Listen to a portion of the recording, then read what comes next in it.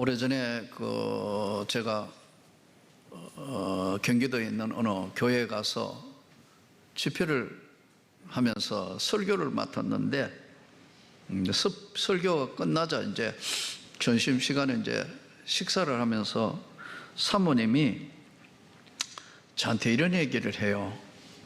이분은 이제 자기가 사모가 된 이야기를 하시는 거예요. 뭐 교회도 그렇게 크지는 않고 그런데 이제 겨우 개척교회면 그런 교회 같아요. 아담한 그런 교회인데 이런 이야기를 하세요. 자기는 장로님의 이제 가정에서 태어나서 어려서부터 신앙생활을 했고 예수를 믿었습니다. 그런데 이제 그 예수를 믿고 신앙생활을 했는데 사춘기쯤 돼가지고 피부병이 왔는데 낫지를 안 하더라는 거예요. 얼굴에 껍질이 벗겨지고 또 벗겨지고 온몸이 뱀 허물 벗는 것처럼, 특히 얼굴은 더 심해서 이제 사람들하고 자꾸 피하고 나갈 수도 없고, 그래서 생활을 해서 피부병 치료하려고 뭐 병원에도 가고 온갖 약도 쓰고 한의원에도 다니고 했는데 안 낫더라는 거예요. 그래서 이제 점점 사람으로부터 이제 소외되고, 우리 요즘 마스크 끼고 뭐 다 나가는 것처럼 그때 마스크 끼는 시대도 아닌데 마스크 하고 얼굴을 이제 가려서 다니고 그랬대요. 그런 세월을 살면서 이제 긴 시간 지냈는데 결혼 홍기도 지나가고 있는 그 시기에 친구가 교회도 안 나가던 친구가 연락이 왔더래요. 그래서 나중에 그 친구가 물어오고 어떠냐고 하고 가까이 와서 그러면서 자기 보고 한번 그러더래요. 우리 교회에 한번 오셔가지고 한번 같이 예배를 드리면 좋겠다. 우리 교회에 이렇게 집회를 하는데 한번 초대를 할게 그러더래요. 그래서 속으로 이렇게 생각했대요. 내가 장로님 딸인데, 그리고 내가 얼마나 오랫동안 예수를 믿고 기도를 얼마나 했고 온 집안도 다 기도했고 뭐 자기도 많은 시간 기도했는데 뭐 이거 고칠 수 없는데 뭐 이게 그러냐 했는데, 하도 친구가 자기한테 전화 오는 사람도 없고 자기는 이미 이제 세상하고 담을 쌓고 사니까 하도 그래서 갔대요. 갔는데 설교를 듣는 순간에 끝머리에 왔는데 갑자기 눈물이 나서 앞을 볼 수가 없더래요. 그래서 막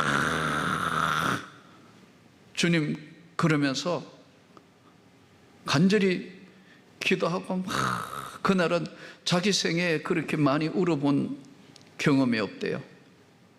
자기 부모님 돌아가실 때도 그렇게 울지 않았고, 주변에 어떤 것도 한 번도 경험해 보지 못했던 막 눈물을 흘리며 회개를 하는데 뭔가 가슴 속에 뭉클한 게 오더라는 거예요. 그러고 끝나니까 이제 뭐 사람들 다 가고 집에 갔는데 그 다음부터 이 피부가 낫기 시작하더라는 거예요. 원위치로 돌아왔다는 거예요. 그래서 그때 이제 교회당에서 기도를 했대요. 하나님이 무엇이든지 원하시는 데는 제가 순종하겠습니다. 낫기 전에 이제 그날 눈물을 흘리며 하나님이 기뻐하시는 원하시는 삶을 제가 살아드릴게요. 그렇게 기도를 했대요. 근데 얼마 안 있어가지고 이 피부가 낯선 거예요. 그러니까 이제 피부 나으니까 막 사람들이, 야, 너 나았네? 괜찮네? 어디 치료받아서 어떻게 해서? 자기는 오랫동안 기도하면서 뭐 병원이란 병원 다 돌아다니고 뭐 했으니까요. 그런데 몸이 정상으로 오고 이제 되니까 결혼해야 되지 않냐 해서 선이 들어왔는데 해필 목사가 들어왔다는 거예요.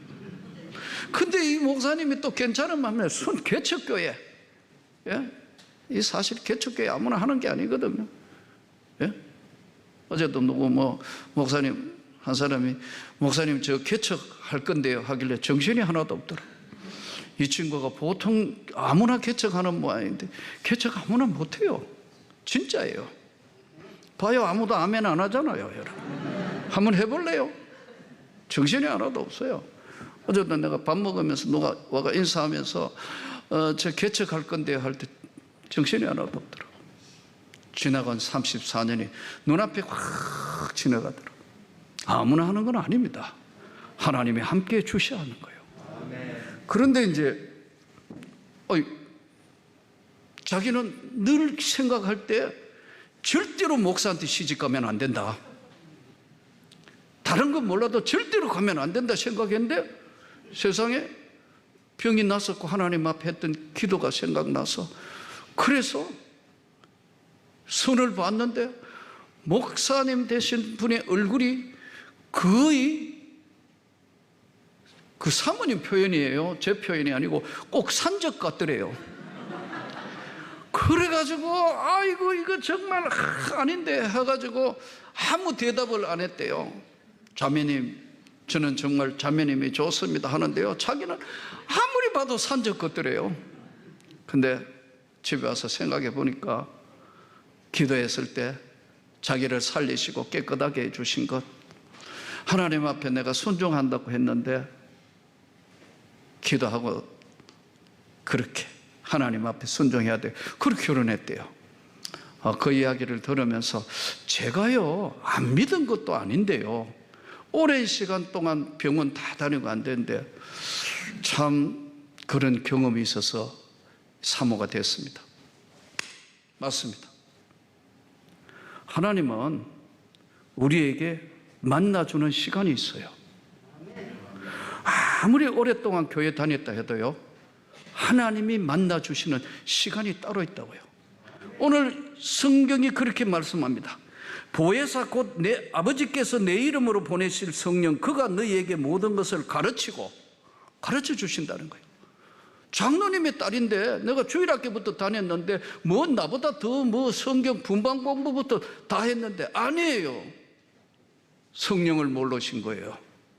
그가 내가 너에게 말한 모든 것을 생각나게 하리라 가르치고 생각나게 하실 것이라는 거예요. 그분이 그러면서 평안을 너희에게 주노니, 너희에게 끼치노니 곧 나의 평안을 너희에게 주노라. 내가 너희에게 주는 것은 세상이 주는 것하고는 같지 아니하니라. 너희는 마음에 근심하지 말고 두려워하지도 마라. 이 하나님의 오늘 성령, 보혜사 성령, 이 성령이 임하면요, 때로는 하나님께서 우리에게 치유해 주시고 우리에게 능력을 부여해 주시고 지혜를 주시고 권능을 주시고 강력한 은혜를 더하여 주시는 겁니다. 그러나 여기서 우리가 조금 전에 말씀드린 것처럼 조심해야 될 것이요, 하나님의 성령이 임하실 때 오랜 시간 동안 교회를 다니고 신앙생활 하다가 한순간에 하나님을 만나는, 이걸 점진적 만남이라 그래요. 어려서부터 어느 날 자기가 믿게 되는 거예요. 이걸 점진적 믿음.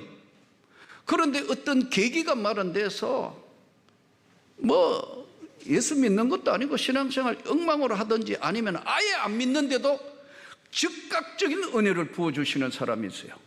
두 종류란 말이에요. 즉각적 은혜, 점진적으로 오랜 시간 교회 생활을 했지만 하나님하고 만남하고 전혀 관계없이 살았던 사람이든, 중요한 것은 점진적이든 즉각적이든 반드시 한 번은 만남이 있다. 이 만남에는 회개의 역사예요. 하나님 앞에 자기를 내려놓고 지금까지 가지고 있던 자기 자만, 교만, 모든 것 다 내려놓는 그 순간에 하나님이 만나주시는 거예요. 우리가 오늘 하나님께서 성령을 부어주시면 대부분 보면 능력받았다, 치유받았다, 맞다니까요. 근데 저는 좀 불편한 것이 있어요. 여러분이 성령 받았다면은 하나님이 역사를 하실 때 치유해 주시기도 하지만요, 안 고쳐지기도 해요. 그러니까 우리가 지금 막 해서 마치 우리가 치유받을 때 모두가 몽땅 다 치유받는 것처럼 나는 너무 부풀어 이야기하는 게 불편해요. 병원에 가서도 낫는 경우가 90%입니다, 여러분. 그러니까 너무 부풀게 이야기하고 이러니까요, 예? 안 믿는 사람들이 그봐. 그러나 없는 게 아니에요. 하나님이 필요하시면 치유해 주시는 거예요. 믿으셔야 돼요. 그러나 이것이 마치 모든 것들이 다 치유받을 수 있도록 너무 그렇게 이야기하니까 안 믿는 세계의 사람들이요, 우리를 오히려 이상한 사람으로 본다는 거예요. 하나님이 필요하실 때 특별한 능력이, 치유사역은 특별한 능력이 아닙니다. 예수 이름으로 성령님이 하시는 거예요. 예수 이름으로 하나님이 그분이 필요할 때 하시는 거예요. 그러니까 이게 모두 다 하는 게 아니라고요. 또 특별한 사람이 하는 것이 아니라고요. 하나님이 아까 말씀드린 그 사모님 그냥 왔다가 친구 이야기 듣다가 말씀 듣는 순간에 하나님이 역사를 하시는 거예요. 예. 그렇다고 다 고치는 건 아니다는 거예요. 기적이 다 기적이 아니라는 거예요. 그러나 실망하지 말고 하나님 앞에 은혜를 구하셔야 되는 거예요. 이 은사나 능력을 너무 막 이상하게 해가지고 부풀게 하고 하니까요, 이게 뭔가 해가지고 오히려 우리를 혼란하게 하는데, 성령은 말씀이 성령이에요. 기도할 때마다 하나님께서 주시는 생각나게 하는 것이 성령의 역사예요. 깨닫게 해주시는 것이 성령의 역사예요. 나의 평안을 너희에게 주노라. 내가 주는 평안은 세상이 주는 평안하고는 다른 거다는 거예요. 근데 이걸 세상이 주는 평안하고 동일시 하다가 보니까요, 뭘 성공해야 되고 뭐 이루어져야 되고 뭐 다 이렇게 하니까요, 이거 아닌 거예요. 그러나 여러분, 하나님이 역사하시면 반드시 또 하나님이 응답을 주시는 거예요. 그게 성경이에요. 하나님 앞에 우리가 믿음으로 나가야 되는 이유가 여기에 있어요. 금요 기도회 때도 잠깐 말씀드렸지만, 구미에서 오신 그 할머니 권사님 손주가 그러니까 뭐가 간절히 기도하더라고.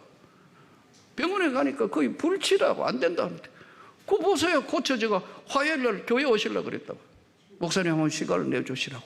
제가 한 게 아니에요. 그분이 하나님 앞에 간절히 기도함으로 하나님이 역사하시는 거라니까요. 우리가 오늘 또 이 성령에 대해서 잘 가는데, 점진적으로 오래 믿다가 한순간에 깨지는 거예요. 하나님, 내 믿음이 다 정말 하나님 앞에 너무 부족했습니다. 용서하시라고. 그 순간에 하나님이 성령을 부어주시는 거예요. 또 즉각적으로 부어주시기도 하고요. 이 성령의 역사는요, 변화의 역사고 은혜의 역사고 열매의 역사고, 그분이 살아계신다는 걸 존재론적으로 확신하는 거예요. 우리는 오늘 성령 강림절에 너무 혼돈된 성령론으로 인해서 막 헷갈리는 경우들이 많아요. 예수님 오늘 말씀하시죠. 내가 너희에게 주는 평안은 세상이 주는 것하고는 같지 않다. 세상에서 소위 이야기하는 성공, 성취, 이런 것과는 같지 않다. 틀렸다는 건 아니에요. 같지를 않다는 거예요. 다르다는 거죠. 종류가 좀. 세상에 있어서의 이 평안은 조건적이에요. 뭐가 이루어져야 충족될 때 건강, 성진, 자녀, 모든 것 잘 될 때 그것이 이루어진 것으로 생각해요. 틀린 건 아니에요. 그러나 비조건적인 것은 하나님이 은혜를 부어주셔서 그게 행복한 거예요. 그게 평안한 거예요. 내가 너에게 주는 평안은 세상과 같지 않다. 생각나게 하고 깨닫게 하고 가르치게 하고 세상이 주는 것과 같지 않다. 근심하지 말고 두려워하지 마라. 이게 오늘 성령 강림절에 우리에게 주시는 은혜. 우리 모두에게 이 은혜가 충만하기를 축복합니다. 이스라엘 백성들이 착각한 게 하나 있어요. 이스라엘 백성들은 이 평안하고 행복하다는 것을 이꼬르로 생각했어요. 동일하다고 봐도. 평안, 행복. 제가 한번 여쭤볼게요. 여러분 정말 행복하신 거예요? 아, 진짜 행복하신 거예요? 행복합니다. 예. 저보고 안 물어보세요. 목사님 행복하세요? 아니요. 나는 행복하다는 말에는 동의를 할 수가 없어요. 왜냐하면 행복과 평안은 다르다니까요. 행복은 생각과 영적인 것이지 이 평안하고 이게 이 꼬루가 되기도 하지만 다릅니다.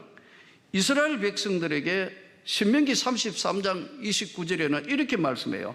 이스라엘이여 너는 행복한 사람이로다. 여호와의 구원을 너같이 얻은 백성이 누구냐? 그는 너를 돕는 방패시고 내 영광의 칼이시로다. 내 대적이 내게 복종하려니 내가 그들의 높은 곳을 밟으리로다. 행복하다. 제가 그렇다고 여러분 우리 목사님은 불행하다 생각하는 모양이다. 아니요. 행복하다 불행하다는 것은 굉장히 주관적이란 말이에요. 저에게 이렇게 물어주세요. 목사님 평안하십니까? 이스라엘 백성이 원점으로 돌아갈 때 살롬, 주의 평화가 함께 하시기를. 근데 이 이스라엘 백성들이 과연 그러면 진짜 평안했느냐 행복했느냐? 이스라엘 백성 어떻게 됐어요? 성경 구약 성경을 전체를 보니까 여러분 애굽이 종됐어요. 예? 그래서 하나님이 모세를 통해서 또 이제 약속의 땅으로 가는데 수많은 시간 홍해도 건너고 요단강도 건너고 수많은 전쟁해가 가야 되는데 이게 뭔 행복한 거예요? 행복이라는 것은 아까 말씀드린 것처럼 굉장히 주관적이에요. 하나님의 성령이 임하면 하나님의 절대 평안이 여러분과 함께 하신다는 거예요. 여기서 누리는 평안이 바로 성령이 주시는 은혜예요. 이것을 통해서 느끼는 행복감이라면 저도 오케이, 맞습니다.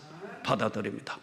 그런데 조건에 있는 행복은 잘못 그 조건이 없어지면 불행해져 버린다. 이런 행복은 아까 말씀드린 것처럼 조건적인 것은 스스로가 하나님 앞에 절대 평안을 누릴 수가 없는 겁니다.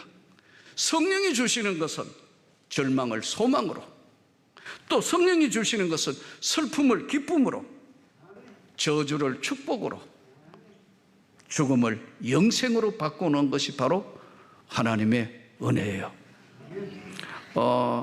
가끔 보면 이제 그 TV 같은 거 이렇게 보면은 세터민이라고 탈북민들 이렇게 와서 참 한국에 와 정착 과정 뭐 이런 이야기들을 쭉 하면서 탈북하다가 다시 북송돼 가가지고 뭐 몇 년을 지금 그 가서 고생했던 이야기 이런 거 하면은 모든 분들이 다 우시더라고요.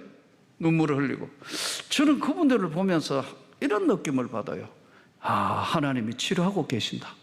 과거에 있었던 북한에서 있었던 그 고통스러운 것을 그걸 다 치료하고 계신데 상당수 분들이 하나님 믿는 백성들이 많더라고요. 뭐 TV에는 뭐 이렇게 특정 종교 이야기를 못하니까 그렇겠지만, 근데 깨달은 게 뭐냐면요, 이분들이 느끼는 평안, 기쁨, 우리는 그것을 삼자의 입장에서 보잖아요. 그렇기 때문에 여러분 진짜 평안하고 그 평안에서 주는 절대적인 평안이 누리는 행복은요, 세상 조건하고 다른 거예요. 다른 거라고. 그래서 예수님이 내가 너희에게 평안을 주노니 세상이 주는 조건적인 게 아니고 조건 없는 평안, 기쁨, 그 영광으로 치유받기를 원합니다. 그 영광으로 다시 일어서기를 원합니다. 여러분의 삶의 가정에 하나님이 역사하시기를 축복합니다. 그것이 바로 오늘 성령이 임하셔서 오순절 성령 강림 때 저들은 수많은 사람 300년 동안 핍박을 받았습니다. 여러분 잡혀 죽기도 하고 고통을 받고 옥에 갇히기도 했지만 포기하지 않는 것은 절대적인 평안, 세상이 주는 평안이 아닌 그 은혜를 입었기 때문에 그들은 승리를 했고, 드디어 세상에 교회가 세워지면서 하나님이 역사를 시작해서 복음이 땅끝까지 전해졌고, 여기 선교사들이 목숨 걸고 이 조선 땅에 와서 세운 교회들로 인하여 저와 여러분이 구원을 받았습니다. 오늘 절대적인 성령이 강림하는 것, 교회는 하나님의 성령이 역사하시고 성령이 인도하시고 성령이 세우게 하시고 성령이 축복하시는 거예요. 여러분의 가정과 저의 삶뿐만 아니라 여러분의 삶 전체도 하나님의 성령이 충만해야 이 모든 것들이 다 이루어지며 하나님의 영광이 나타나는 겁니다. 내가 주는 것은 세상이 주는 것하고는 다르다. 나는 여러분들의 삶이, 정말 사랑하는 성도 여러분의 삶이 다 치유받기를 원합니다. 하나님의 역사가 나타나기를 원합니다.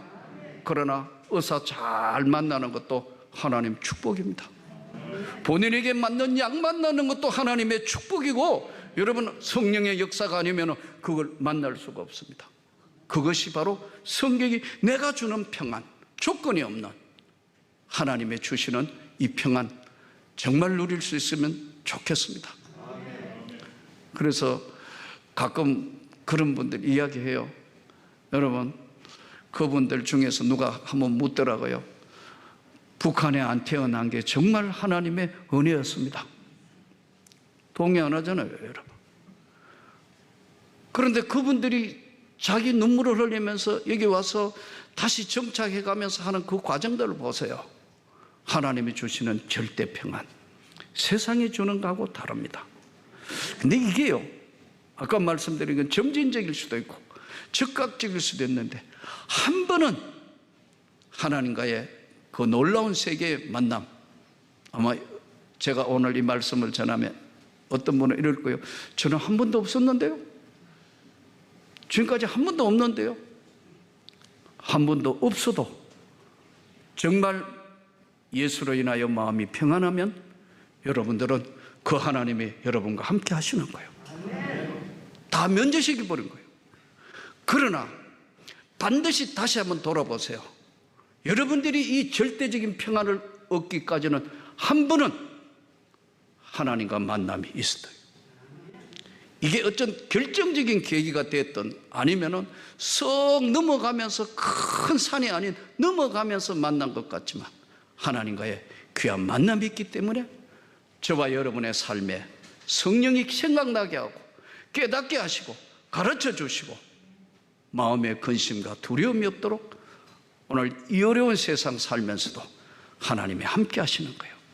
저는 부디 오늘 성령 강림 주일에 주님이 주시는 절대적인 평안, 세상이 주는 것과 다르다는 것, 조건에 구애 없는 하나님의 넘치는 축복, 그 은혜가 사랑하는 성도 여러분 모두에게 임하시고 함께 하시기를 주의 이름으로 축복합니다.